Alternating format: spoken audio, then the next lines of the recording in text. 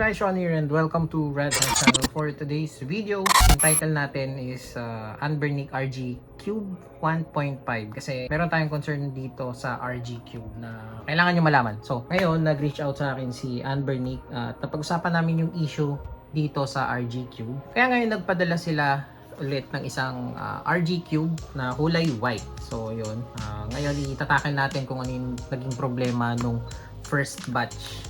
So, ngayon, simulan na natin. So, yung unang batch kasi, merong issue na tinatawag na light bleed. So, yung light bleed, i-explain ko maya-maya, no? Ang akala ko kasi, ako lang yung merong problema na ganun at saka binaliwala ko siya. Pero hindi naman siya nakaka-apekto sa performance ng device. Kasi natatandaan ko, nung pinadalhan kami ng R35S, meron din siyang light bleed. Pero, nawala din siya.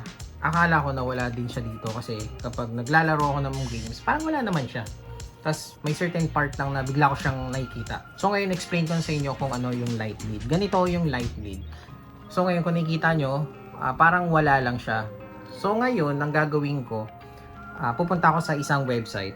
Ito. Puntahan nyo itong lightbleedtest.com. Tapos i-click nyo itong click here. Ito, click here. So ayan. Ganito kasi yung light bleed na yan. Nakikita nyo ba? Ay, parang may mga ilaw siya dito. Ayan. Sa gilid. So, tawag dyan, light bleed. So, ngayon papakita ko sa inyo yung pinagkaiba nitong first batch sa second batch. So, ngayon ito. Light bleed. Ayan. Diba? Parang wala siya. Kumpara mo dito na merong ano sa mga gilid. Ayun, no? Hindi siya nakaka-apekto sa performance. Hindi rin siya annoying kapag naglalaro ka na. Lalabas lang to or magpapakita to kapag black yung background or medyo dark. Ayan. Diba? Ayun naging problema dito sa first batch. Ngayon, wala pang fix dito sa issue na to sa mga first batch. And na-research ko siya, lumalabas daw tong light bleed kapag medyo mahigpit yung pagkaka-screw or yung pagkaka-attach niya dito sa shell. Or something na merong nagpupush sa kanya sa loob. Kaya lumalabas tong mga to. So ngayon, hindi ko pa siya na tear down kasi medyo nakakatakot to. Pero once na ma-tear down ko to or magawan ng paraan ng ibang YouTubers or yung ibang mga nakakausap ko sa Discord, kapag nagkaroon ng solution dito, i-share ko din naman sa inyo. So, ayan. So, yung main na problem dito sa first batch. So, ulitin ko lang, hindi siya nakaka-apekto sa performance. Yun nga lang, syempre, kung brand new yung nabili to, medyo olats kasi brand new mo nga siya nabili pero may konting defect. So, ngayon ipapakita ko sa inyo yung gameplay na ito, pakita ko sa inyo na hindi naman talaga siya nakaka-apekto sa game. Pero dito kasi sa Nintendo Wii, merong block dito. Kasi nga ano siya, 1:1 ang ratio ng ano niya, ng screen. So ayan, nakikita nyo dito sa gilid. Pero sa screen na to, wala, hindi naman siya kita.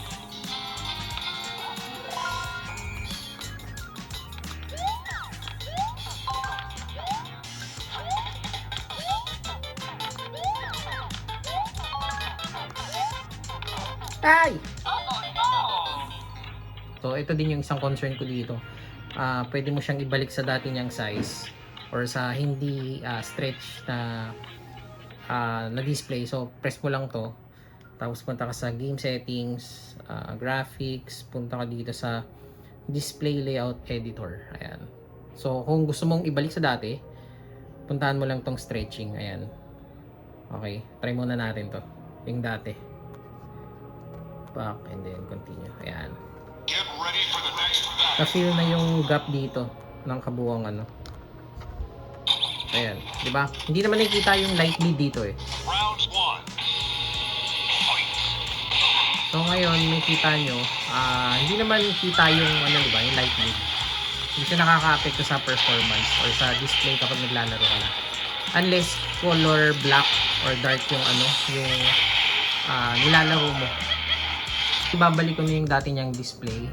Ayan. So, balik tayo sa games. Punta tayo dito sa screen layout, display layout editor. So, balik natin sa dati.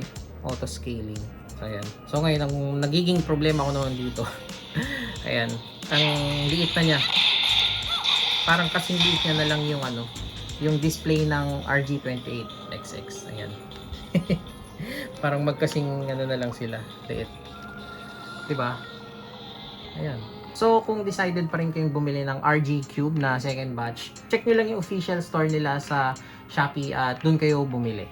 And i-grab nyo na din yung opportunity para makabili kayo ng discounted price kasi in-extend nila yung promo nila hanggang June 24. So, ayun, i-add to cart nyo na yan, bilhin nyo na yan kung decided na talaga kayo. Siyempre, before tayo matapos, please like, subscribe, and hit the bell button para updated kayo sa mga tips and tricks namin about sa mga retro handheld gaming console, PC, PlayStation, unboxing ng laruan, unboxing ng gadgets na related sa gaming at kung ano pong pwede namin may share para sa inyo. So, yun lang guys, maraming salamat, paalam.